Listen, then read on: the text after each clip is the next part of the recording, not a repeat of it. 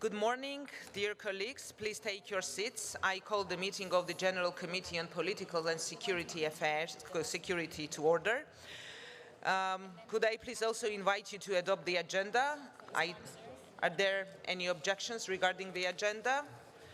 I take it everybody is content, so the agenda is adopted. Thank you. We will begin with the consideration of the amendments submitted to the draft resolution on the challenges related to returning and relocating foreign terrorist fighters. I will call the proposer of the amendment first, and then we'll call any opponent of the amendment. I will then ask the co-sponsor of the draft resolution, Mr. Hudson, for his opinion. I ask speakers to observe a time limit of 1 minute. Following that, I shall put the amendment to the vote. We will start with a vote on paragraph 1. There are no amendments tabled, so those in favor, please raise your cards. Raising, esa. So.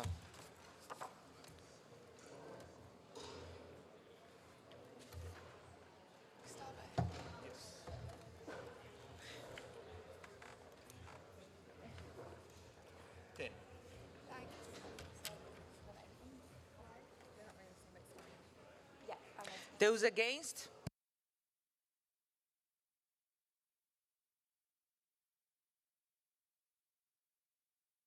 Abstentions?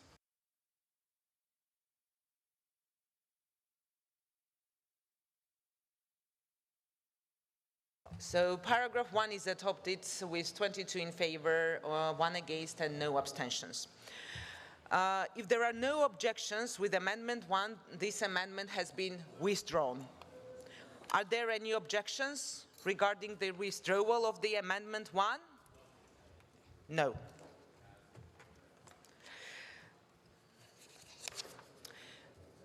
There are no amendments to paragraph 2 to 7. We will take them together. Does anyone want a separate vote on any of these paragraphs? So if there are no objections, we will take paragraphs 2 to 7 together. Those in favor?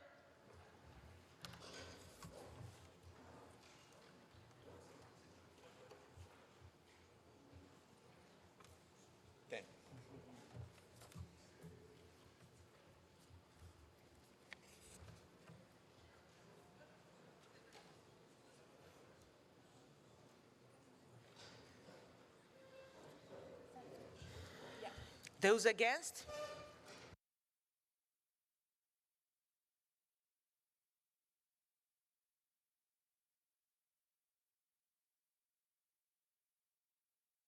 Abstentions?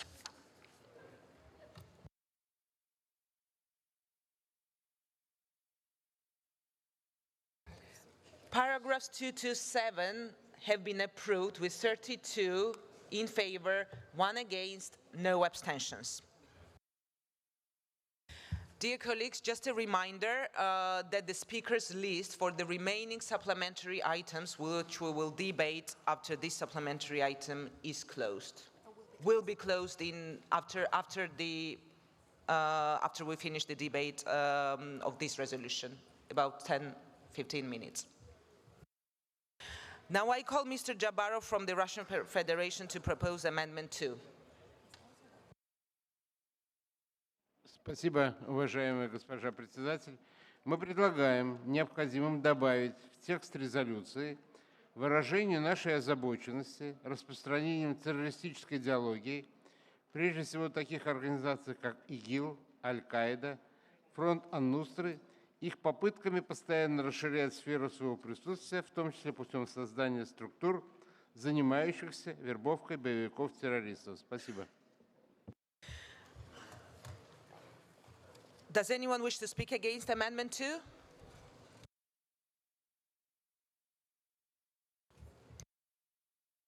What is Mr. Hudson's opinion of the amendment? Thank you, Madam Chair. As I have expressed some very sharp differences and some criticisms of the policies of our friends from Russia, it's no surprise to anyone. But I do want to take this moment to say I appreciate our colleagues from Russia for their commitment to the OSCE EPA process, and particularly for their commitment on the CCT committee and these terrorism issues in general. And in the spirit of our former colleague, Mr. Koviev, who without his interest and continuing to push this issue, we wouldn't even have this committee. While I have some grave concerns that I expressed yesterday about overly broad terms like extremism, I also don't see a need to specifically list some terrorist groups. But however, in the spirit of cooperation, I'll be neutral on this amendment. I shall now put Amendment 2 to the vote. Will all those in favor of Amendment 2 please raise your voting cards?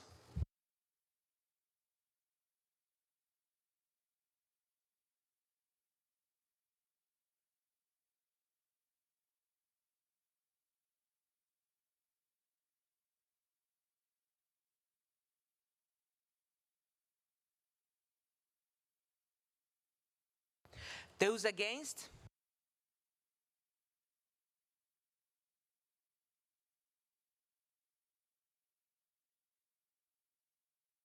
Abstentions?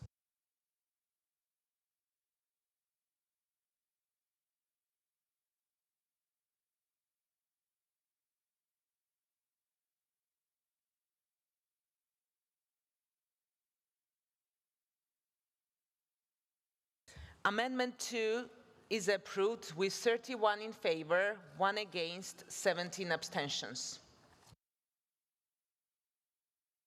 There are no amendments to paragraph 8 to 14. We will take them together. Does anyone want a separate vote on any of these paragraphs?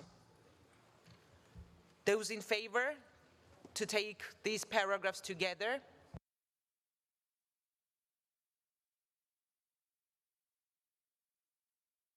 We are agreeing to these paragraphs.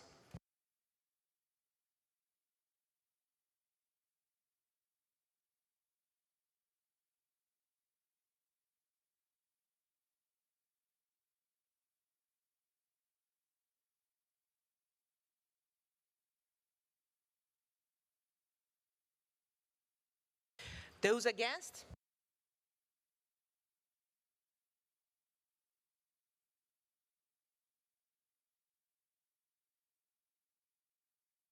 Abstentions?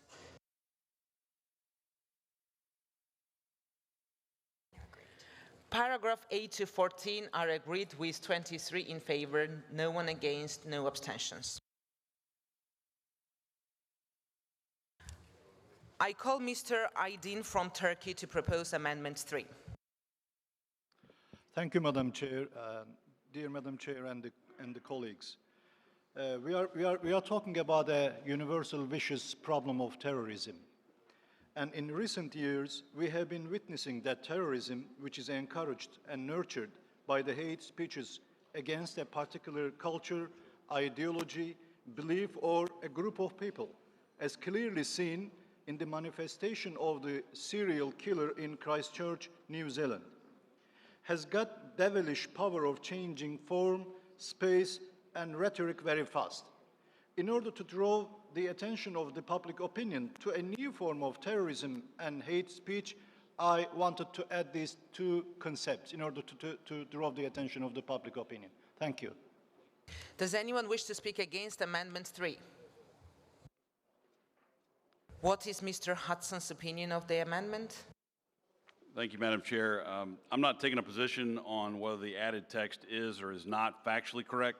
I just don't think that we should start spelling out individual groups facing persecution here.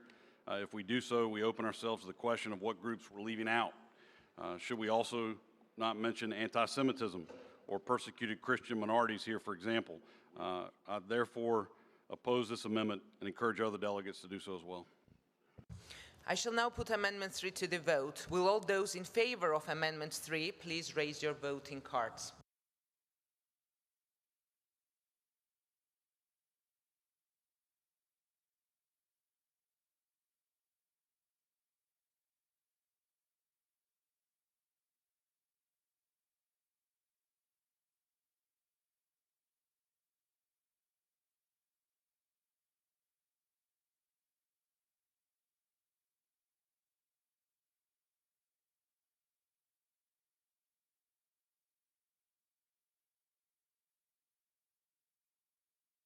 Against?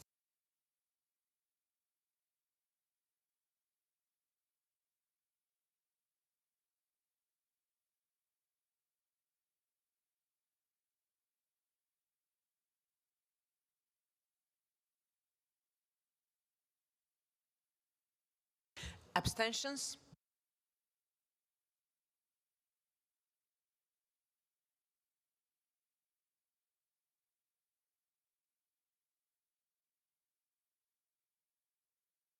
Amendment 3 is defeated with 16 in favor, 33 against, and 1 abstention.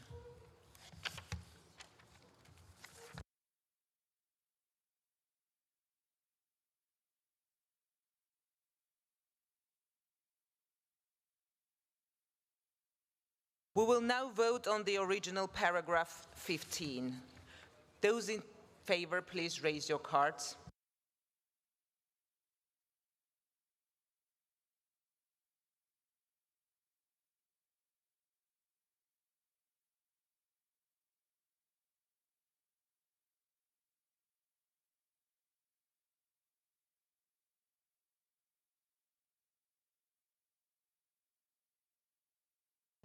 Those against?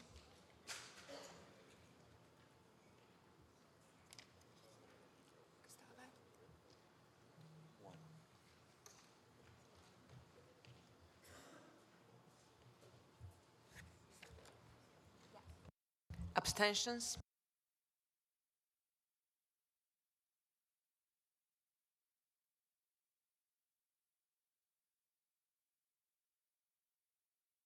Paragraph 15 is approved with 55 in favor, 1 against, and no abstentions.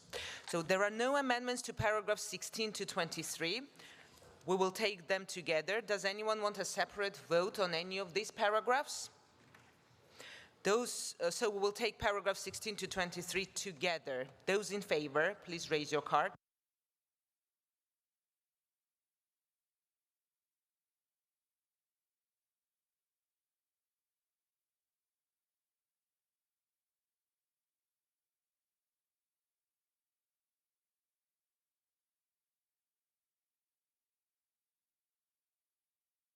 Those against?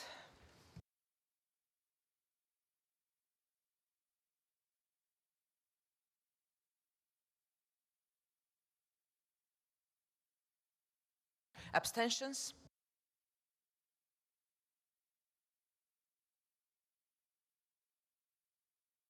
Paragraph 16 to 23 are approved with 59 in favor, no one against, and no abstentions. I call Mr. Tolstoy from the Russian Federation to propose Amendment 4. Mr. Slutsky. Большое спасибо, госпожа председатель. Мы предлагаем в пункте 24 проекта резолюции необходимым добавить, что несмотря на ценность доказательств принадлежности того или иного физического лица к террористической деятельности, методы, способы, процедуры получения такой информации должны соответствовать правовым нормам и в первую очередь Уставу ООН. Мы считаем, что данное добавление улучшит и усилит пункт 24. Спасибо. Does anyone wish to speak against Amendment 4? Norway. Thank you, Madam Chairman. Before becoming legislator, I had the pleasure of being in the police prosecution in the National Immigration Police. I also been a judge equivalent in a judge as a refugee court, asylum court, and I think all countries are given a margin to decide on their penal code system, both the penal code and penal code system procedures. Most of the OSCE countries are also bound by international regulations like European Human Rights Declaration. In Article 6, it states already that everybody has the right to a fair trial. But still, when this is said, I think the countries should still have the right to decide on their criminal procedural systems, and it should be up to the national judiciary system in the countries to rule on whether the trial is fair or not. Therefore, I suggest that we do not support this amendment. Thank you. What is Mr. Hudson's opinion of the amendment? Thank the chair. we see no need to expand the paragraph as suggested. The concept of admissibility of evidence before national courts is already covered in the existing paragraph. I would add that although I'm not a lawyer myself, I did consult with our legal experts who tell me that it is simply incorrect from a legal perspective that evidence would always have to be excluded from criminal trials under every type of failure to adhere to international law. I therefore urge my colleagues to vote against this amendment. I shall now put Amendment 4 to the vote. Those in favor of Amendment 4, please raise your voting cards.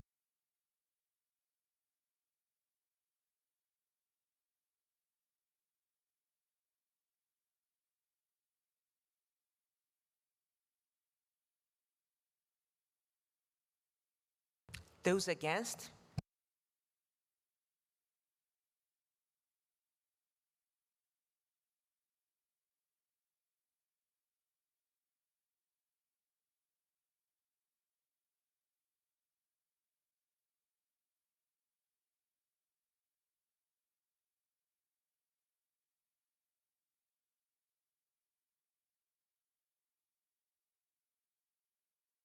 Abstentions?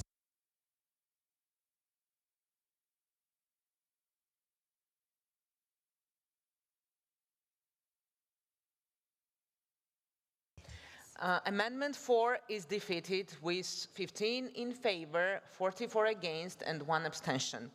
Now we will vote. We will now vote on the original paragraph 24. Those in favor, please raise your cards.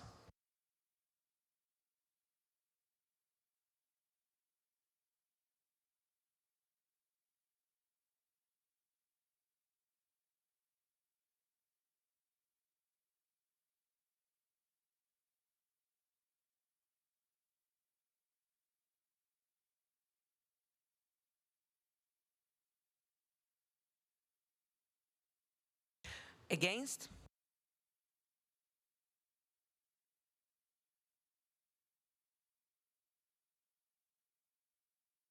Abstentions?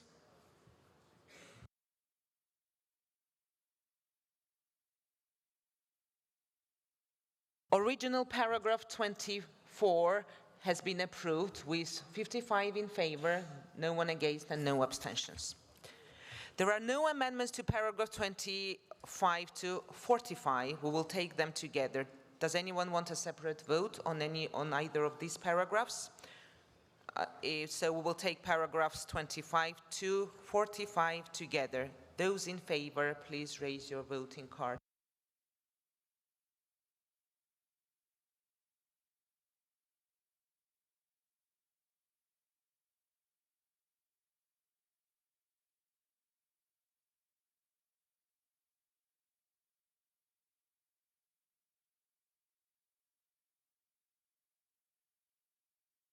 Those against?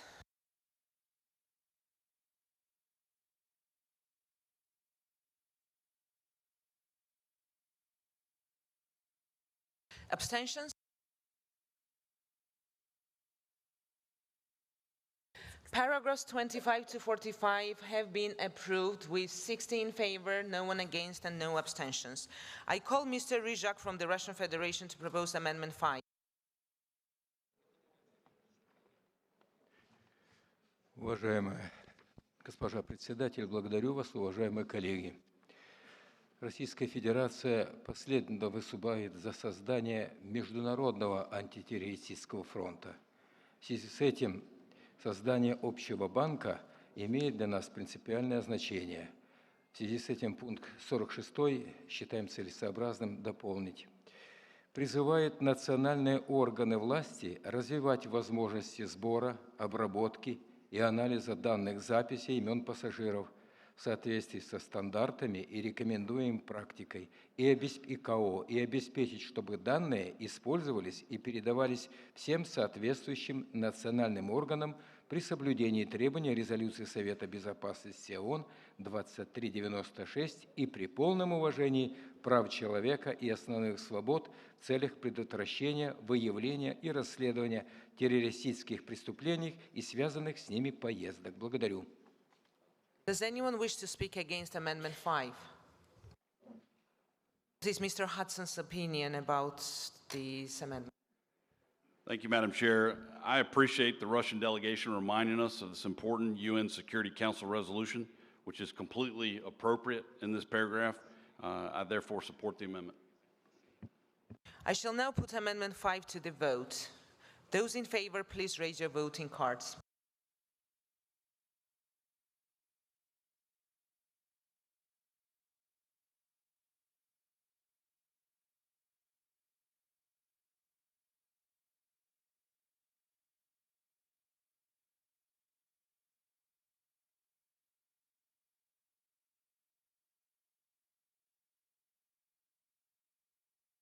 Those against?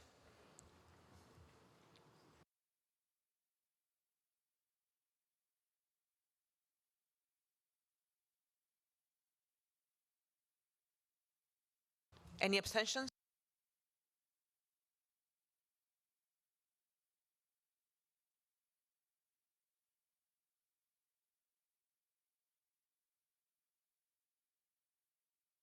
The amendment is approved with 60 in favor, no one against, and 3 abstentions. Now we will vote no. Now we will move to paragraphs 47 to 56. They have no amendments. We will take them together. Does anyone want a separate vote on any of these paragraphs? So we will take paragraphs 47 to 56 together. Those in favor, please raise your cards.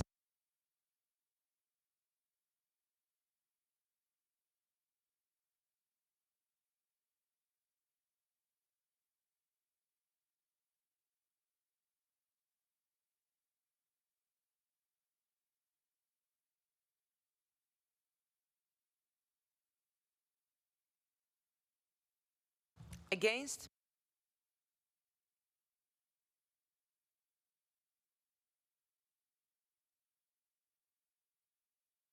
Abstentions?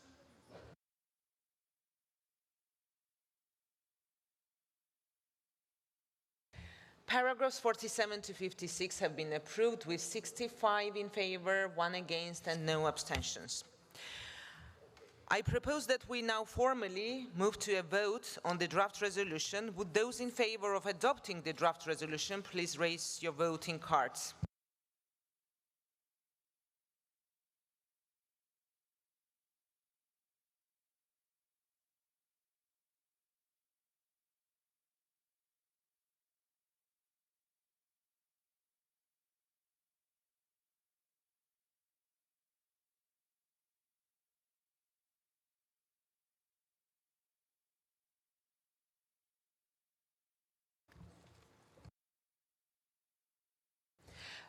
Those against?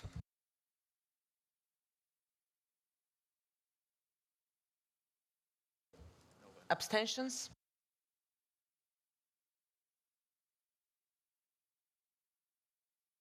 The draft resolution is agreed to with 70 in favor, no one against, and no abstentions.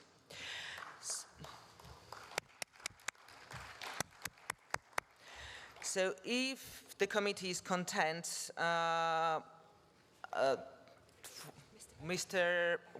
Lord Bowness from the United Kingdom to take the chair for consideration of the next supplementary item. I hope everybody is content as I'm going to present the supplementary item from Georgia. Thank you.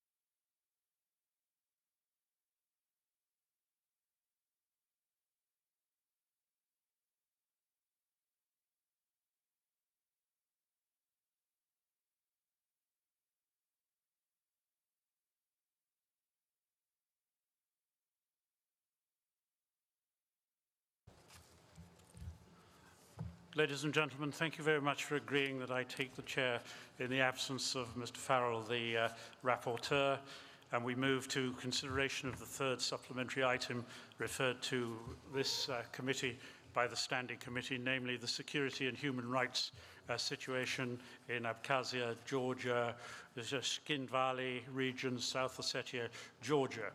There are no amendments, as you will have observed, so I will now give the floor to the principal sponsor of this item, Ms.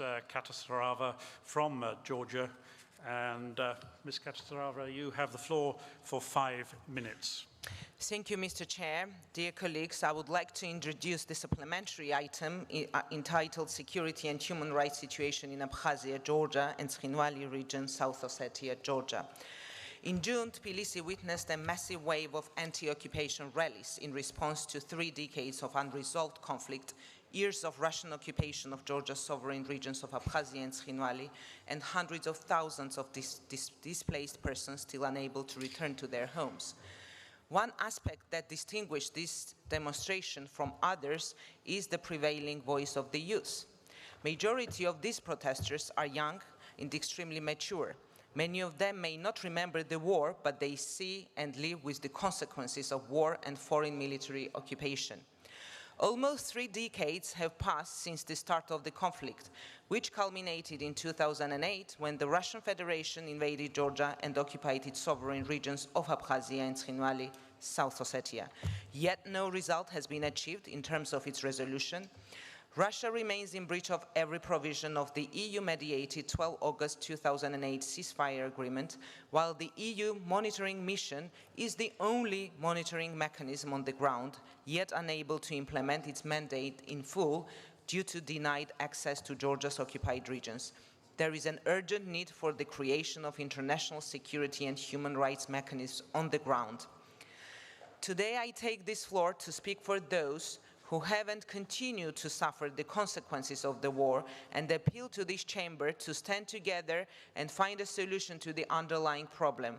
Hundreds of thousands of people expelled from their homes in Abkhazia and Tkhinvali regions live in protracted displacement for over 2 decades, and those residing in the occupied territories live in constant discrimination on ethnic grounds.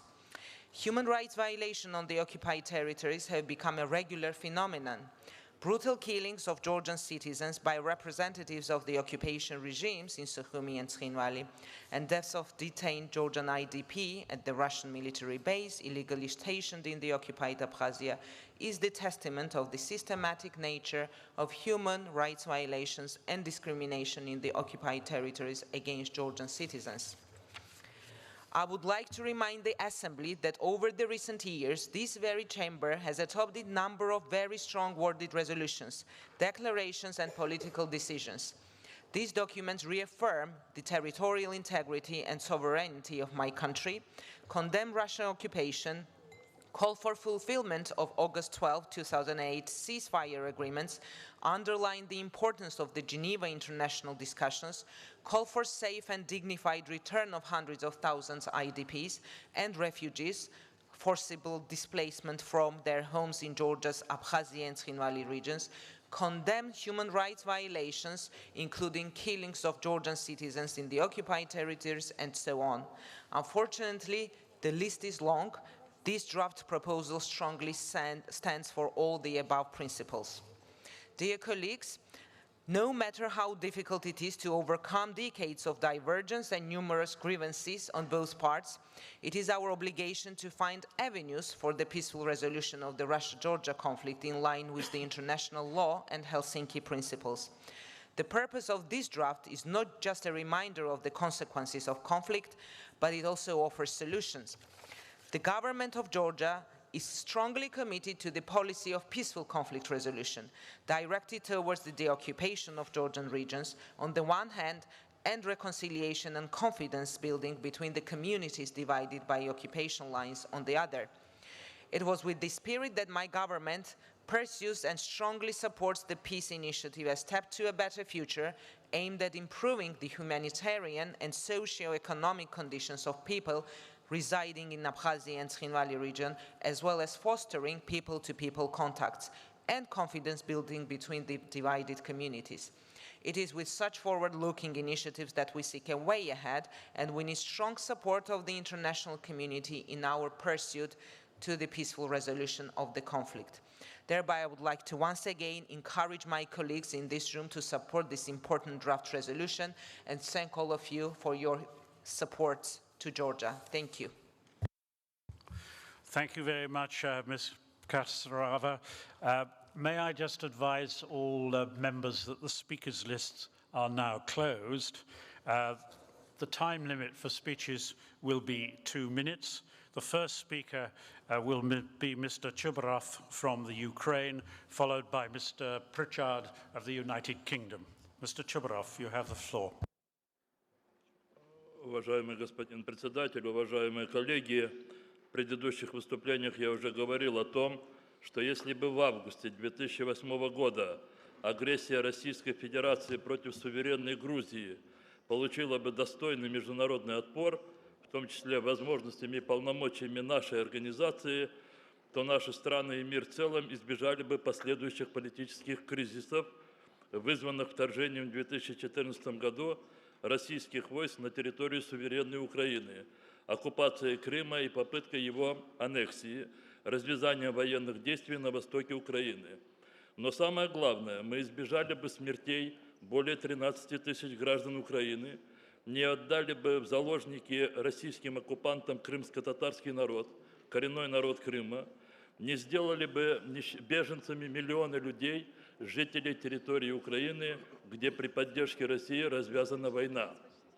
Что касается проекта резолюции, нам в Украине, особенно во временно оккупированном Крыму и на территории отдельных районов Донецкой и Луганской областей, эти проблемы не просто известны. Миллионы жителей Украины живут в условиях постоянной опасности для своих жизней и прав и свобод. В нашем случае на территории оккупированного Крыма преступление против прав и свобод человека совершается непосредственно российской оккупационной администрацией. Приведу в качестве примера циничного нарушения прав человека в Крыму лишь один случай. 11 июля, через несколько дней, в Верховном суде Российской Федерации состоится судебное заседание по рассмотрению апелляционной жалобы в отношении 4 граждан Украины, крымских татар: Мамутова Энвера, Меметова Ремзи, Апсиитова Зеври, Абельтарова Рустема. Суммарно их приговорили к 44 годам лишения свободы. Их обвиняют по статье терроризм и насильственный захват власти. Государство-оккупант, захватившее нашу землю, сделавшее заложниками граждан Украины, обвиняет граждан Украины в том, что они якобы готовят насильственный захват власти в России. Уважаемые коллеги, мы призываем всех поддержать резолюцию, подготовленную грузинской делегацией, поддержать хотя бы для того, чтобы эти проблемы не оказались по вине Российской Федерации на ваших территориях. Thank you very much. I would ask people to observe the time limit that's been imposed if everybody is going to have the opportunity of speaking on the various items before the committee. I'm now going to call Mr. Pritchard from the United Kingdom, and after that I will call Mr. Vladimir Zabarov of the Russian Federation. Mr. Pritchard, the floor is yours. Thank you, Mr. Chairman. We're all very busy parliamentarians, and whilst it's absolutely right that in our legislators we recognize and identify and call out the Russian occupation of Ukraine, so often we forget the Russian occupation of Georgia. So I'm very glad that this is on the agenda today. But can I encourage all of my OSCE colleagues to go back to their respective parliaments, and when they discuss Ukraine and its occupation, also remember Georgia. And the United Kingdom, let's be absolutely clear, supports the territorial integrity and sovereignty of Georgia and does not recognize, and in fact only 5 countries recognize, and President Assad and Syria being one of them, which I think speaks for itself, only 5 countries recognize the independence of South Ossetia and Abkhazia. And I'm very concerned about the human rights situation on the ground in South Ossetia and Abkhazia. It is getting worse, it is not getting better.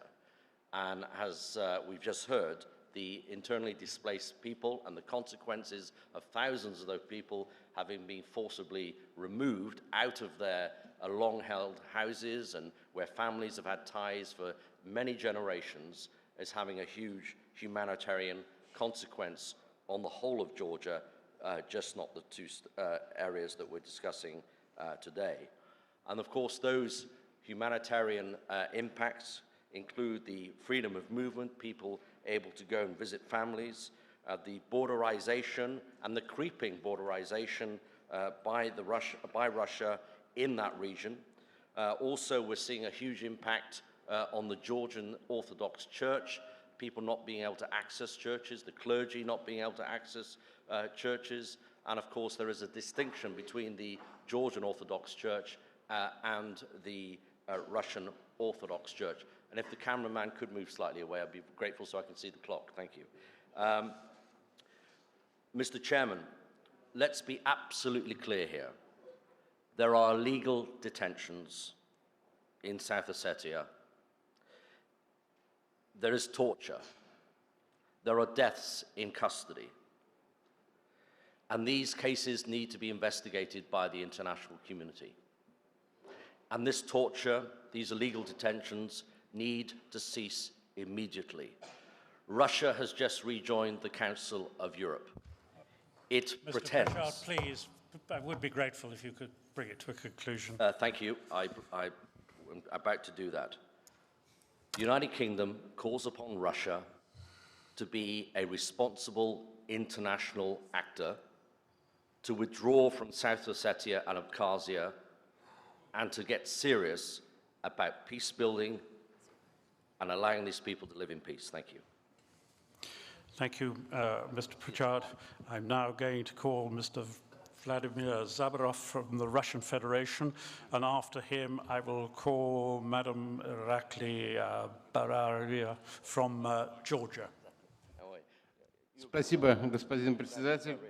Россия признала Абхазию и Южную Осетию на основе свободного волеизъявления абхазского и юго-осетинского народов, руководствуясь положением Устава ООН, Декларации ООН 70-го года о принципах международного права, касающихся дружественных отношений между государствами, а также Хельсинским заключительным актом СБСЕ 1975 года и другими основополагающими международными документами.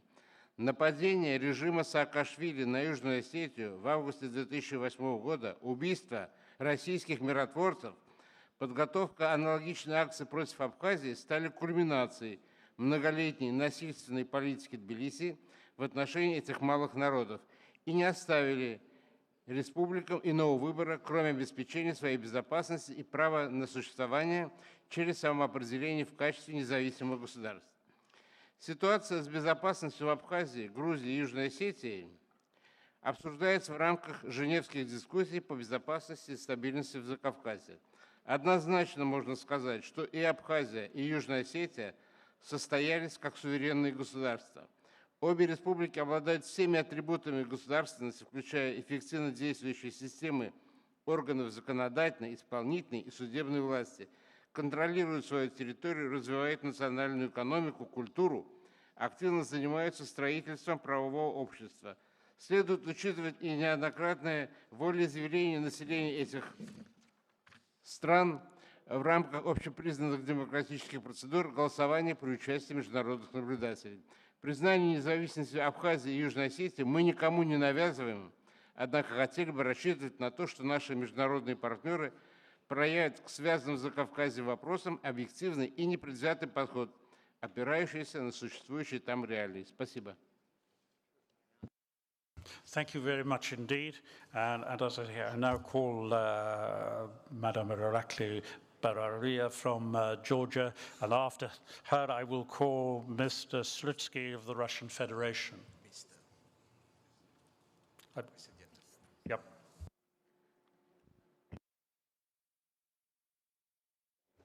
Thank you, Chair. Distinguished delegates, this is not the first time that this committee and the Assembly are discussing the draft resolution on the Georgian occupied territories, which demonstrates your firm support to sovereignty and territorial integrity of Georgia. On the other hand, that the resolution is on the agenda means that the infringement of Georgia's territorial integrity through the Russian occupation still persists. Russia not only fails to fulfill the obligations under EU-mediated ceasefire agreement, but through its aggressive actions further deteriorates situation on the ground and makes factual steps towards their annexation. Stationing 10,000 Russian troops, offensive military equipment, and Russian military drills do pose a very serious threat to the wider region.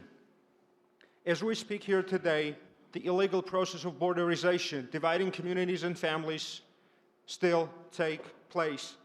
Killings, kidnappings, torture, inhuman and degrading treatment, other ethnically motivated violence, deprivation of the freedom of movement, property, access to education and medical treatment are daily practice and go unpunished, which is the direct responsibility of the Russian Federation. This resolution, as many previous documents of this assembly did, clearly describes grave human rights and security situation on the ground and serves as the firm position of this forum to remind Russia that there is 21st century outside and that grabbing territories of sovereign states will not be tolerated, and that we will never reconcile ourselves to forcefully changing internationally recognized borders. This is a document where the loss and pain, strength and optimism, and importantly, the hope of our citizens, as well as solidarity and support from our OSCE member states, are voiced and translated into particular provisions. The citizens of Georgia, IDPs, and especially those living on the other side of the occupational line, await and have no doubt, just if you could add 10 more seconds, please, have no doubt that this assembly will respond to their legitimate concerns and aggressive actions clearly and with a straightforward manner, and this resolution will receive full support. Thank you very much. Thank you very much. Mr. Barreri, I apologize for the fact that I addressed you incorrectly. I had some false information put in front of me, for which I apologize. May I now call Mr. Slutsky of the Russian Federation, and after him I will call Ms. Margareta Sedefeld from Sweden. Mr. Slutsky, please. Спасибо, господин председатель. Неблагодарная задача выступать по тематике, где большинство в зале занимает другую позицию, нежели наша делегация. Но в очередной раз хочу обратить, во-первых, внимание коллеги Причарда из Соединенного Королевства, что Foreign Office, видимо, подготовил вам необъективную справку. Общение между Русской Православной Церковью и Грузинской Церковью продолжается самым тесным образом. Что касается ситуации в целом, в очередной раз хочу призвать нас всех задуматься, кто мы и как мы относимся к статье 1 Устава Организации Объединенных Наций, где закреплено право народов на самоопределение, распоряжаться своей судьбой. И то, что в данном случае Южная Осетия и Абхазия приняли решение о том, что далее они будут самостоятельными государствами, связано только с одним. Центробежный режим, созданный режимом Шеварднадзе и затем режимом Саакашвили. Долгие годы население этих территорий унижалось, подвергалось различного рода издевательствам самым масштабным образом. На эту тему есть сотни и тысячи примеров, закрепленные в том числе и в выводах международных организаций. Когда в 2008 году, грубейшим образом нарушив олимпийское перемирие, Михаил Николаевич Саакашвили, тогдашний президент Грузии, напал на Цхинвал, столицу Южной Осетии.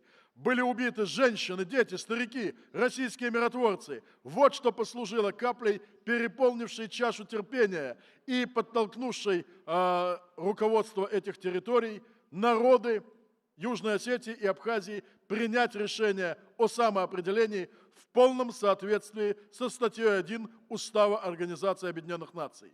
Поэтому я просил бы коллег не вводить в заблуждение парламентскую ассамблею. Да, дорогая госпожа Кацарава, нам необходимо решать эту проблему. Нам необходимо проводить семинары, конференции, нам необходимо исходить из реальной ситуации. Нам необходимо слушать население самой Южной Осетии и самой Абхазии. Большое спасибо, и я хочу призвать ассамблею к здравому смыслу в этом очень и очень чувствительном досье. Спасибо. I'm now going to call Ms. Margareta Zetterfeldt from Sweden and be followed by Mr. Onyshenko from the Russian Federation, who will be the last speaker on the list. Madam Zetterfeldt. Thank you very much, Mr. Chair. Delegates, I will first start to thank Ms. Katsarava for this important supplementary item. The security and human rights situation in Abkhazia, Georgia, and in the Chinchi Valley region is really an important issue. It shows that human rights and security goes hand in hand. It shows that the OSCE Parliamentarian Assembly is important. We can do a lot to improve the situation for the Georgian people who live in this region. First of all, to recognize the international decided border, recognized border. It's one important step.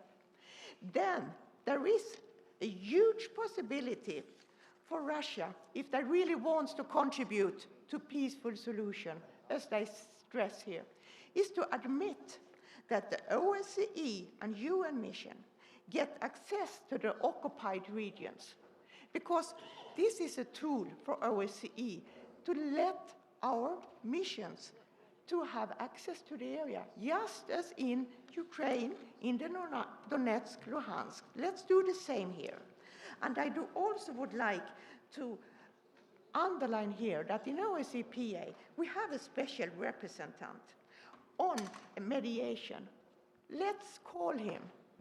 Let's call our President Emeritus, who is the special representative of mediating, to act, because it's our duties as parliamentarians elected in OSCE PA Assembly, to really support a peaceful solution. And that's what is in this draft resolution. So I stand behind it, and I really hope it will be a positive result on this. Thank you very much. Thank you, Madam Zetterfeldt. And I now call Mr. Onyshenko from the Russian Federation, who will be the last speaker. Выступаю, господин председатель, вместо Онищенко, господин Рыжак. Я хотел бы сказать и возвратить всех присутствующих к тем моментам, которые явились спусковым крючком для этого трагического инцидента. Я еще раз хочу присоединиться к выступлению своего коллеги, господина Слуцкого, который сказал, что именно в ночью по-бандитски тысячи залпов открыли огонь по столицам, населенным пунктам с многострадальной земли Южной Осетии. Погибли люди, погибло огромное число наших миротворцев, которые выступали и реализовывали свои функции в соответствии с мандатом ООН. Это было грубейшее преступление, уже которое касалось международного характера. Напомню, что при посредничестве тогдашнего президента Франции Саркози Россия вынуждена была защитить этих граждан и провести операцию принуждению Грузии к миру. В 40 километрах от столицы российские войска были остановлены, когда уже президент бежал со своей столицы. Грузинский народ должен нам быть благодарен за то, что мы не допустили истребления уже грузинского народа. Вы понимаете, что могло твориться там? Могла бы начаться гражданская братоубийственная война. Россия выступила как миротворец, защитила обе стороны конфликта. И сейчас она вынуждена слушать вот эти необоснованные, беспочвенные обвинения в свой адрес. Поэтому я призываю нас, давайте беспристрастно, с холодной головой еще раз обсудим все детали этого конфликта и все сделаем то, чтобы народы жили в этой многострадальной стране в мире и благополучии. Благодарю за внимание. Thank you very much indeed, and I know there may be other people who wish to speak, but we have closed the list and said that this, and already announced that the speakers list was closed. So in fairness to everybody, I am going to adhere to that decision and that announcement. Now, there are no amendments to paragraphs 1 to 26. I propose that we should take them together unless any members wish to take a separate vote on a particular paragraph. Is there agreement and no objection to taking the paragraphs together? There's no objection to that? Well, in that case, we can actually move directly to the a vote on the draft resolution. And would those in favour of the draft resolution please raise their voting cards now?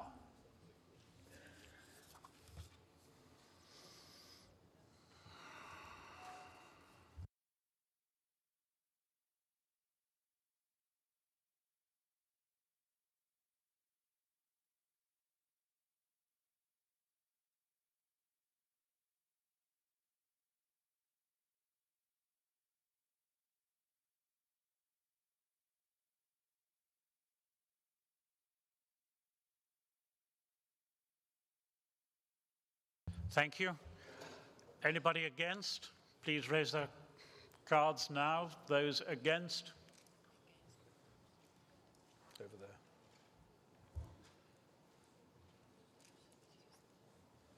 All done? Thank you very much. Are there any abstentions? Some abstentions here.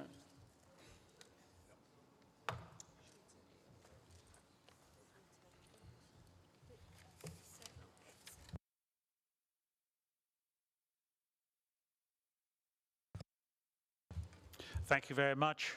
The voting is as follows. Those in favour of the draft resolution, 50. Those against, 5.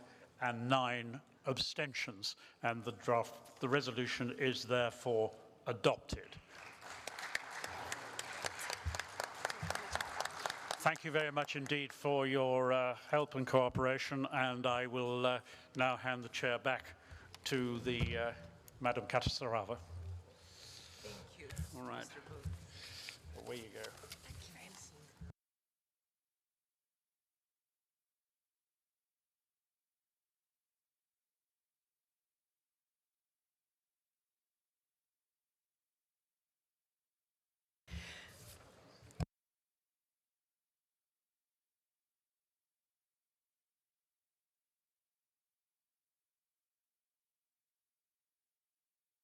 Before we move to our next supplementary item, I would like to thank all of you for supporting us. I very much appreciate it on behalf of the whole Parliament, on behalf of the whole country. So now we move to the consideration of the fourth supplementary item referred to us by the Standing Committee, Energy Security in the OSCE area. There are 3 amendments to this item. I give the floor to Ms. Miliūtė from Lithuania, the sponsor of this draft resolution. Ms. Miliūtė, you have the floor for 5 minutes. Thank you, Madam Chair, dear fellow colleagues. Thank you for the opportunity to present the draft resolution on energy security in the OSCE area. Not only is energy vital for economic growth, but there is also a direct link between energy security, stability, and security within and between states. Clearly, it has become an important part of national security too. In this draft resolution, we speak for fair competition in energy markets, but it is only possible if all suppliers are subject to the same requirements. Suppliers violating international conventions and not complying with universally accepted requirements would gain an unfair advantage if they were granted with unconditional access to energy markets. Fair competition cannot be guaranteed if not all suppliers are meeting the highest standards of public safety. This resolution also emphasizes the importance of diversification of energy sources, suppliers, and routes to avoid creating conditions for potential abuse in the energy market. It calls for promotion and facilitation of dialogue between energy importing, exporting, and transit countries to strengthen security of all participating countries and their energy needs. This draft resolution encourages us, participating states, to demonstrate a clear commitment towards greater security and solidarity by respecting the principles of fair, transparent, and open energy markets. Also, it emphasizes the need to follow international environmental and safety laws on energy projects, which is crucial for the whole OSCE area. And we, the OSCE community, play an important role here. All in all, I kindly ask you to support this supplementary item, and thank you for your attention. Thank you. The floor is now open for debate. The time limit for speeches is 2 minutes. The first speaker on our list is Mr. Aldag from Canada, followed by Ms. Belkova from Ukraine. Good morning. I'd like to begin by thanking Ms. Miliute for her supplementary item on energy security in the OSCE area.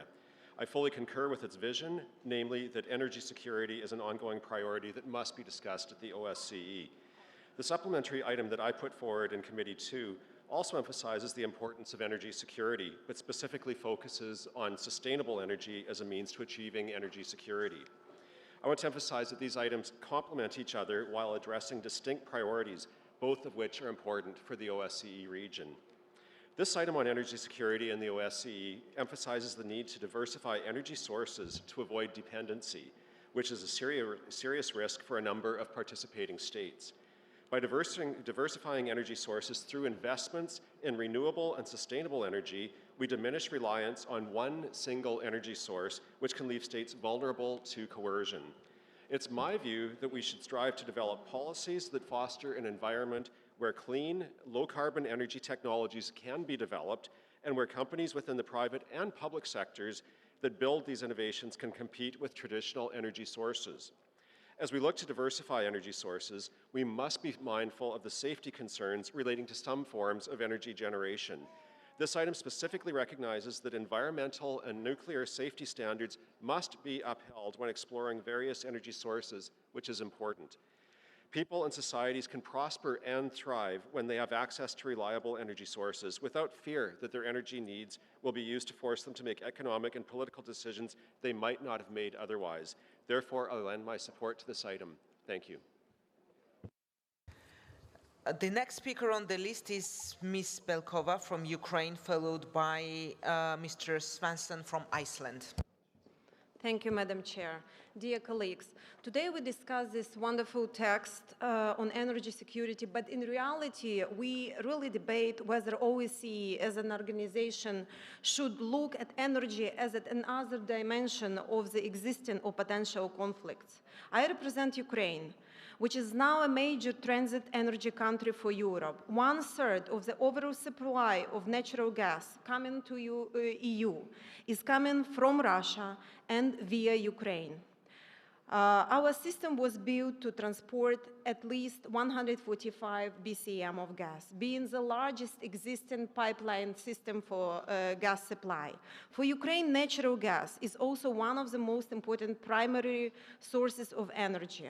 The current gas transmission system serves not only as economic tool for the country, but it is also a unique protection against further Russian aggression, which was discussed so large at this forum during the last days against Ukraine. Unfortunately, we see how some countries in Europe are being naive in appeasing the bear and supporting abandonment of the Ukrainian route. They insist on construction of the Nord Stream 2 project, regardless of the voices coming from their own countries, Central Eastern Europe, or our leaders. Despite numerous provocations by Russia, Ukraine has been ensuring reliable and stable gas transit via its gas transportation system for the last 5 years. Acts of military aggression by Russian Federation against Ukraine in the Black Sea and in the Kerch Strait is a good example of how Russia will increase its military presence and conduct operations in Baltic Sea once the Nord Stream 2 is being built. My dear European colleagues, winter is coming. And this time, it's not an exciting movie, though the threat is equally scary. Russia is currently using all possible ways not to sign a new transit agreement with Ukraine. But Nord Stream 2 will not be in place as of beginning of 2020. As serious politicians, we should prepare, and we welcome this resolution as one step ahead to be ready to be energy security ready. Thank you so much for your attention. The next speaker is Mr. Svansson from Iceland. Madam Chair, when we talk about energy security, we have to remember that part of our world is without any stationary energy, and most countries depend on import of energy. Energy security is a worldwide issue because access to energy is one of the driving forces for development. Some of us will go back home after this meeting knowing that our homes and industries have access to energy from sustainable resources, but others do not. I understand the need for energy security in Europe and the need for some governance in the energy market. At the same time, I cannot support plans that make states obligated to utilize natural resources to sell, transfer, and price energy based on centralized decisions. We might be able to make some framework for the energy market, but it is important to respect the right of nations to control and utilize their own resources. Most, if not all of us, have been to conferences and high-level meetings on climate change and understand the need for more green and sustainable energy. We have come together to discuss this issue in Paris, New York, and in fact all over the world. The access for entrepreneurs, scientists, and others to funding for research and development has been limited, but it has been changing slowly. At the same time that we have trouble funding development and sustainable energy resources, world leaders globally spend $5.2 trillion on subsidizing fossil fuels. Madam Chair, $5.2 trillion. This number stems from 2017 assessment by the IMF and amounts to 6.4% of all of the global gross domestic product. Mr. President, dear colleagues, we urgently need to transfer a small amount, just a small amount of this money to the green energy sector. I urge you, dear colleagues, to do everything in your power to encourage the development of sustainable energy resources. Thank you. We will now move to consideration of the amendments submitted to the draft resolution. We have 3 amendments in total. Copies of the amendments have been made available.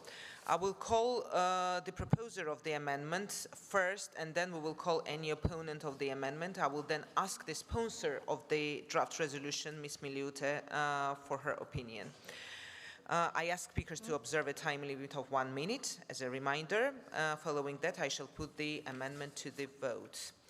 Paragraph 1 to 5, we will start with these paragraphs. There are no amendments to these paragraphs. We will take them together. Does anyone want a separate vote on either of these paragraphs?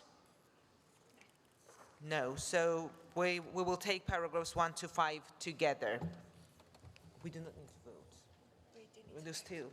Those in favor to take paragraphs together? Those in favor of paragraphs 1 to 5?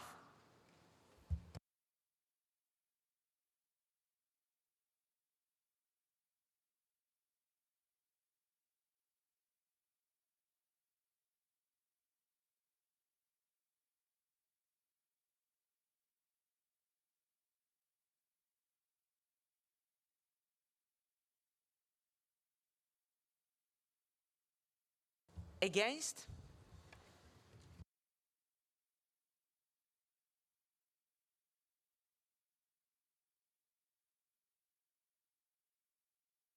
Abstentions?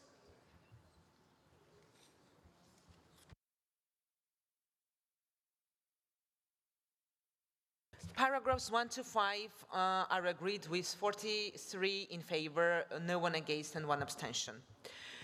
I call Mr. Zeldin from the United States to propose Amendment 1. Thank you, Madam Chair. Energy security is a topic of great importance across the whole OSCE region. An amendment Congressman Hudson has introduced to this resolution that we will soon consider calls for energy diversification. Nord Stream 2 goes the opposite direction, increasing dependency on a single source. Economic dependency has a political impact. Friends in Eastern and Central Europe could be negatively impacted. it will likely lead to more corruption and instability across the region. And as the Ukrainian delegation has so eloquently asserted, there are numerous unintended consequences with moving forward with the project. Turkstream is similar in nature, a project that looks to increase Russia's energy leverage over other countries and can be tapped to exert malign influence. Simply put, we cannot allow Russia to dramatically increase its stranglehold on European energy. We must look for alternatives and make sure our democratic institutions cannot be held hostage over energy supply as Nord Stream 2 and Turkstream would promote. I encourage all my colleagues to support this amendment. Does anyone wish to speak against Amendment 1? Turkey, please. Thank you, Madam Chair. We think that naming and blaming particular energy cooperation projects through some assumptions on their potential for some sort of coercion is not in line with the main goal of this forum. I find such assumption on Turkstream pipeline project stated in this amendment totally ungrounded and false. Diversification of energy resources and routes with a view to ensuring energy supply security constitutes an important element of Turkish energy strategy. The first line of the Turkstream project will be supplying gas to the Turkish market. Our intention is to have direct access to the gas we currently purchase. The second line of the Turkstream, on the other hand, will depend on the demand from European countries. The talks are currently underway between the relevant parties.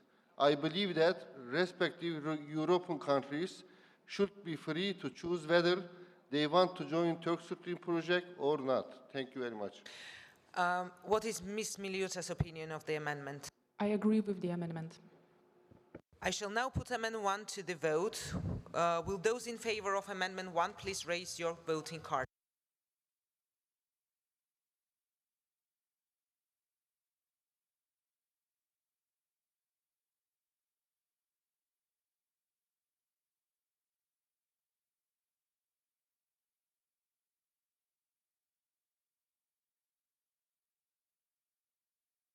Those against?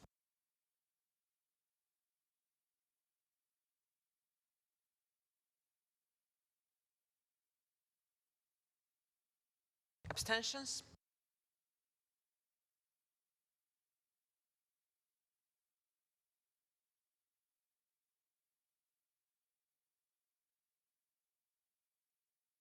Amendment 1 is agreed with 27 in favor, 6 against, and 9 abstentions. There are no amendments to paragraphs 6 to 13. We will take them together if there are no objections. So we are taking these paragraphs together. Those in favor, please raise your cards.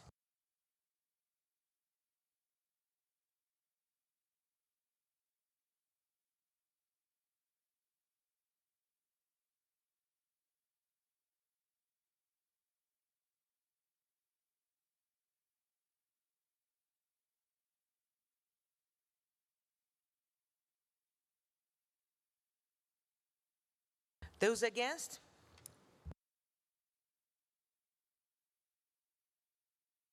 Any abstentions?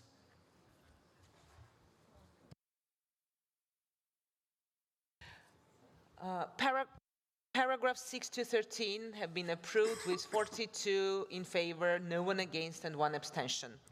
I call Mr. Graves from the United States to propose Amendment 2.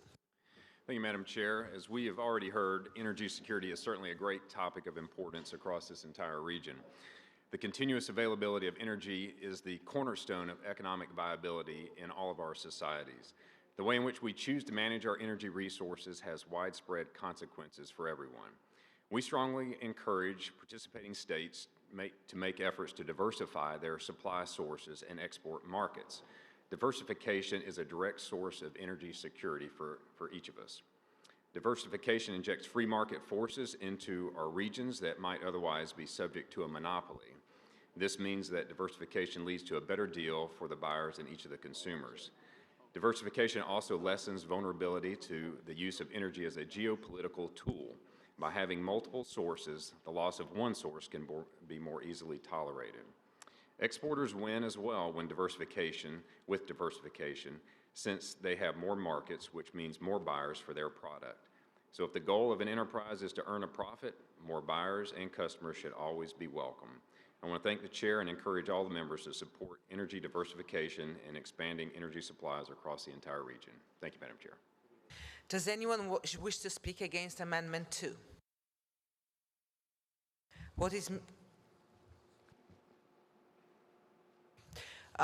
Ms. Miliuta's opinion of the amendment? I support this amendment. I shall now put Amendment 2 to the vote. Will those in favor of Amendment 2 please raise your voting cards?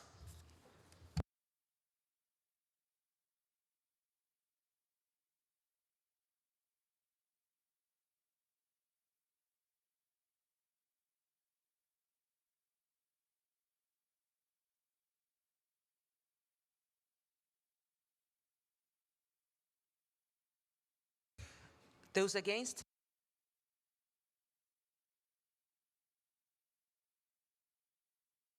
Any abstention?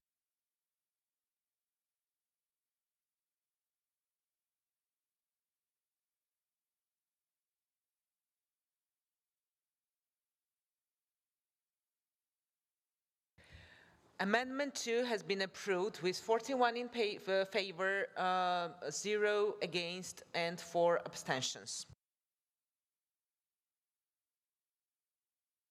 We will now vote on paragraph 14. Those in favor, please raise your cards. This paragraph is unamended.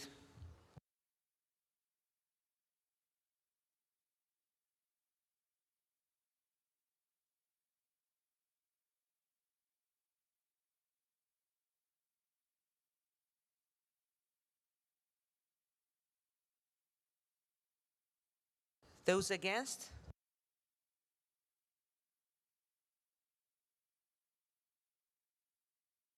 Abstentions?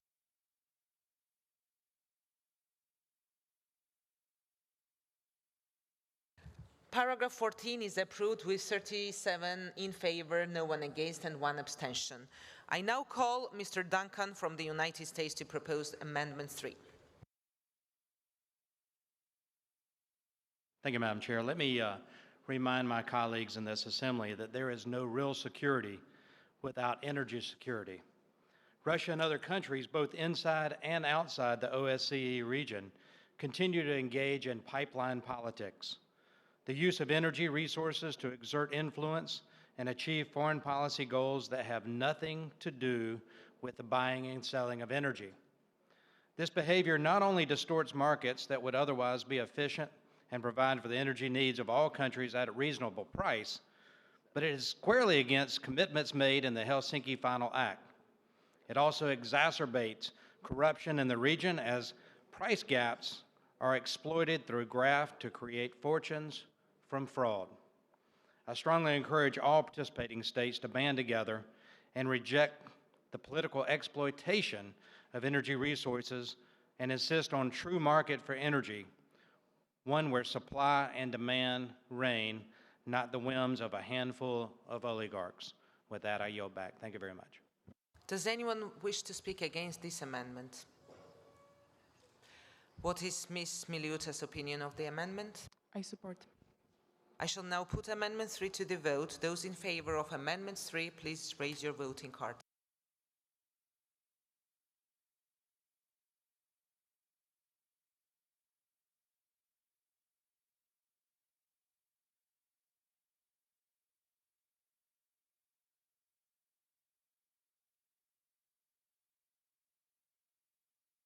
Those against?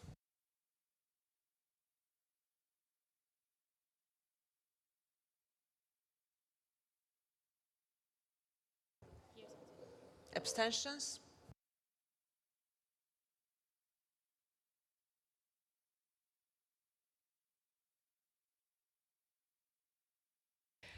Amendment 3 is approved with 41 in favor, no one against, and 3 abstentions. There are no amendments to paragraph 15 to 17. We will take them together if there are no objections. So those in favor to take paragraphs 15 to 17 together, please raise your... Those in favor to, who agree to take these paragraphs, please raise your cards. We are grouping it.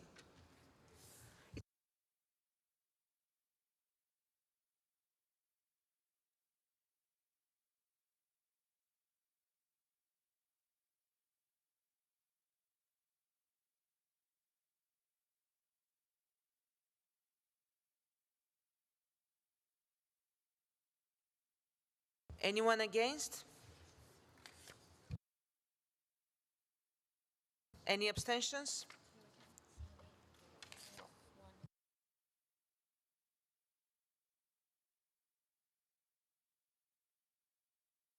Paragraphs 15 to 17 have been agreed with 38 in favor, no one against, and 2 abstentions. That concludes the consideration of amendments. Thank you very much. I propose that we now formally move to a vote on the draft resolution. Would those in favor of adopting the draft resolution as amended please raise their voting cards?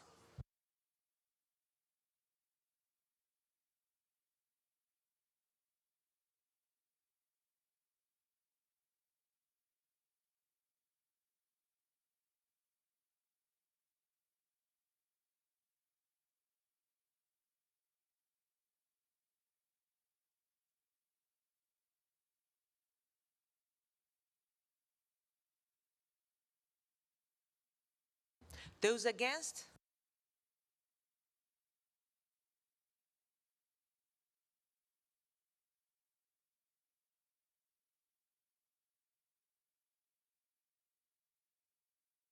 Any abstentions?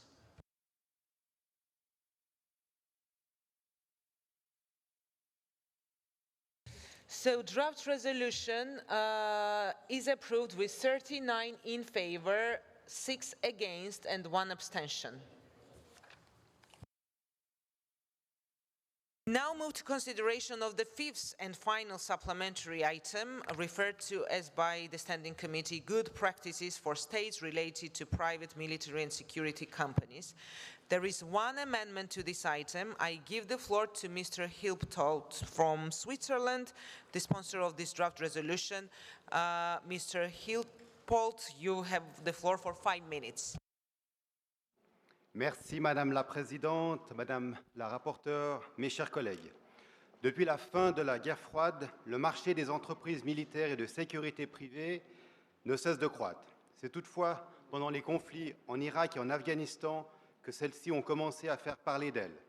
En effet, plusieurs incidents ont soulevé la question de leur légitimité à intervenir en zone de conflit, de leur responsabilité et de la régulation de leurs activités.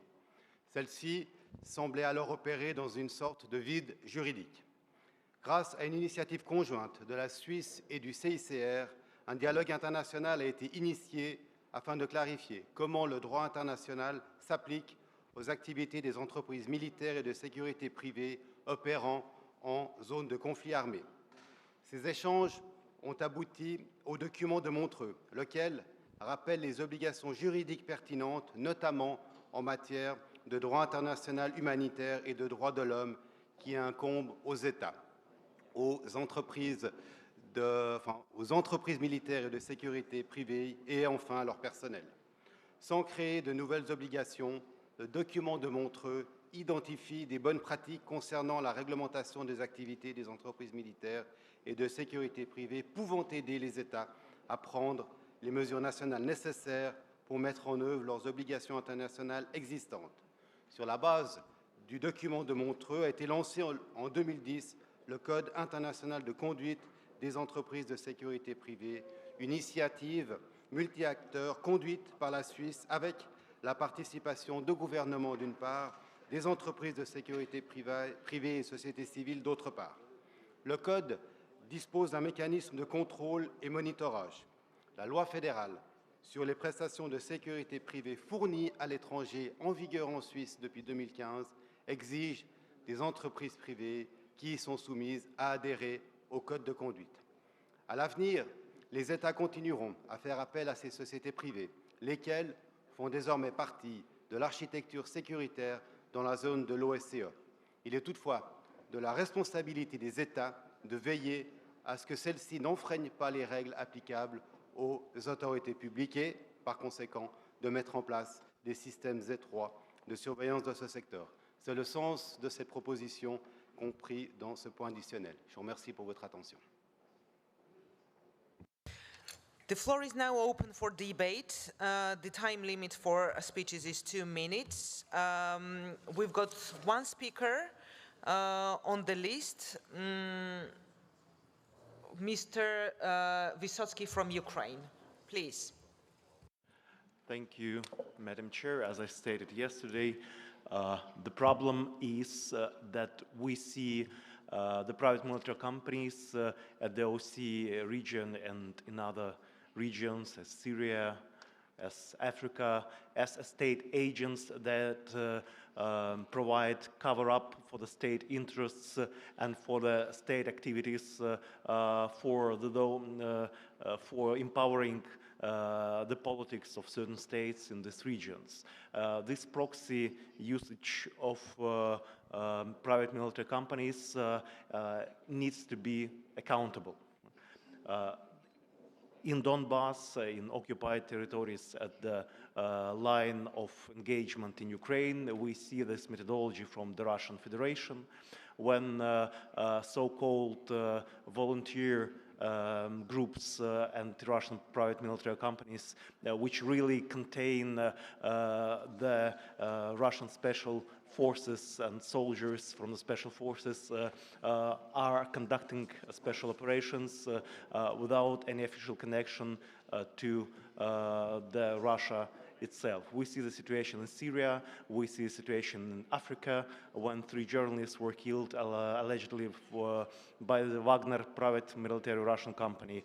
So we think that we have to be more specific and more attentive to these problems.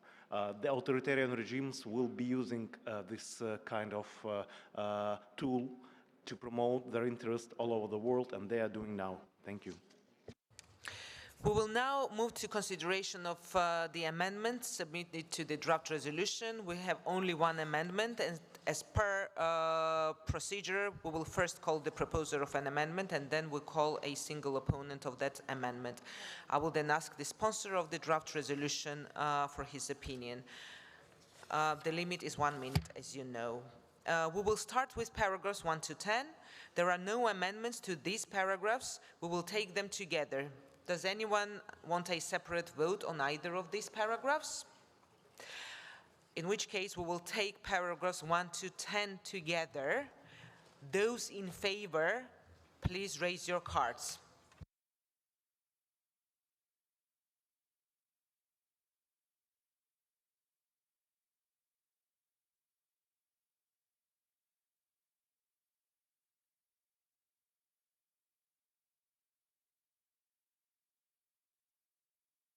Against?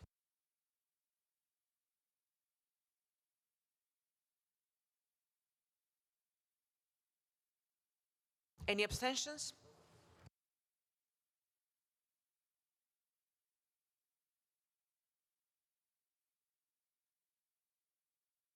Paragraphs 1 to 10 are agreed with 35 in favor, no one against, and 1 abstention. I call Mr. Gerasimov from Ukraine to propose Amendment 1. Madam Chair, it will be Mr. Vysotsky here, yeah, again, thank you. So as I stated just a few minutes ago, we basically, when we see the private military companies as a tool for empowering state interest in some conflict regions, we are proposing to add a new paragraph after the paragraph 10 to express our concern about the role of private military companies in the escalating conflicts in the OSCE area. We see this in Ukraine, in some other states, and Balkans. We saw this situation, so please, I want to ask you to vote in favor of this amendment. Thank you. What is Mr. Hildpold's opinion? Does anyone wish to speak against Amendment 1? Sorry. What is Mr. Hilpolt's opinion of the amendment? Merci Madame la Présidente. Je soutiens la proposition de cet amendement. I shall now put Amendment 1 to the vote. Will those in favor of Amendment 1 please raise your voting cards?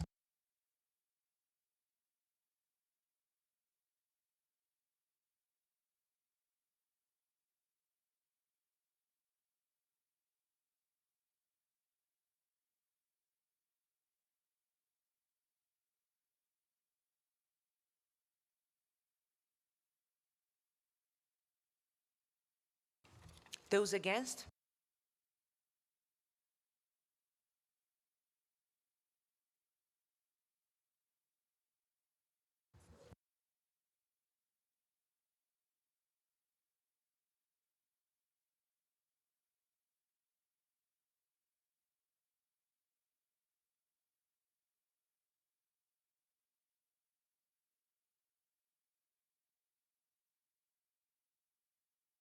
Any abstentions?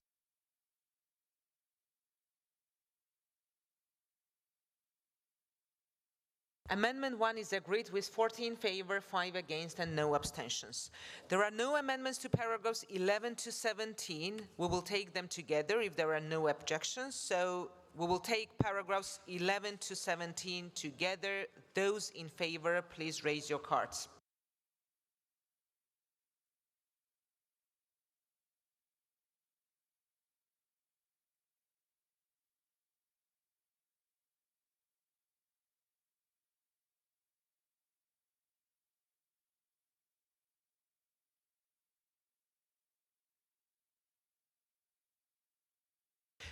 Anyone against?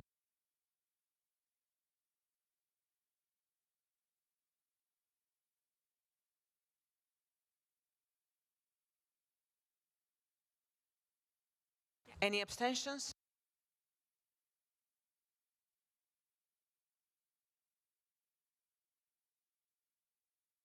Paragraphs 11 to 17 are approved with 37 in favor, no one against, and 1 abstention. This concludes the consideration of amendments. I propose that we now formally move to a vote on the draft resolution as amended.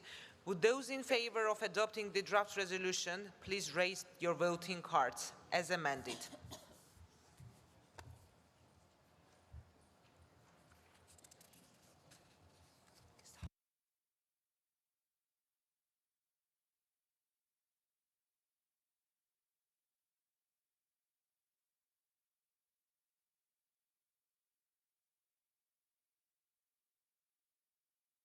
Anyone against?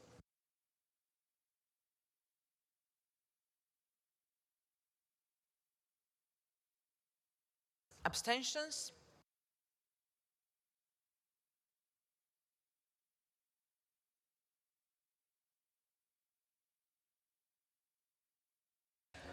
Draft resolution is adopted with 39 in favor, no one against, and 6 abstentions. We now come to the election of the committee officers for the 29th annual session of this assembly. Nominations were closed at 9 a.m. this morning. The International Secretariat informs me that the following nominations have been received in the table office. For the chair, Mr. Filippo Lombardi from Switzerland, who was unable to be present at this assembly, as you all know. For the vice chair, Mr. Costel Dunava from Romania. And Mr. Laurinas Kastiunas from Lithuania for the position of the rapporteur. Could you also, yeah, thank you. As the position of the chair of the committee is not contested, I declare that the nominee for that position, Mr. Filippo Lombardi from Switzerland, is elected by acclamation in accordance with Rule 36. We, of course, thank him for all his contribution and the work for this committee. And Mr. Grimaldi would like to say a few words if he's in the room. Sì, grazie Presidente. Volevo soltanto esprimere la mia soddisfazione per questo ufficio di Presidenza. Penso che dispiace a tutti per quello che è successo all'amico Filippo Lombardi, visto il lutto che ha avuto nella sua famiglia. Al contempo siamo soddisfatti di questa Presidenza perché penso che chiunque di noi abbia consapevolezza dell'impegno, la dedizione, la disponibilità dell'amico Filippo, non soltanto in questa commissione ma anche nella commissione che si occupa della Via della Seta, e quindi una persona assolutamente disponibile che è ben rappresentativo della nostra attività e per il quale insomma merita il nostro applauso e il nostro supporto nonostante il momento difficile di carattere personale. Grazie. Of course, fully agree with our colleague, Mr. Grimaldi, and joining his words of appreciation. Mr. Azaiguli, I would like to say a few words. Thank you, Madam Chair. I'd like to express my support to the candidacy of all three that have been mentioned here, particularly to the Filippo Lombardi. He is one of the prominent members of our Assembly. He has been serving for many years.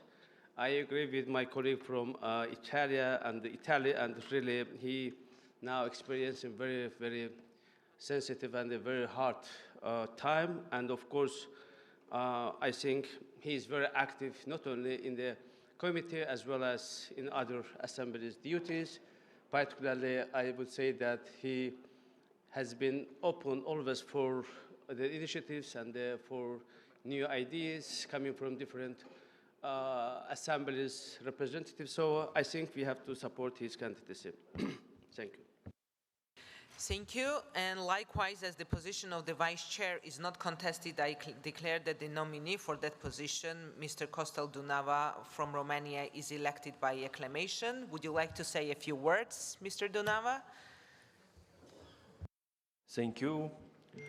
Dear colleagues, dear friends, this is my third participation at an annual session.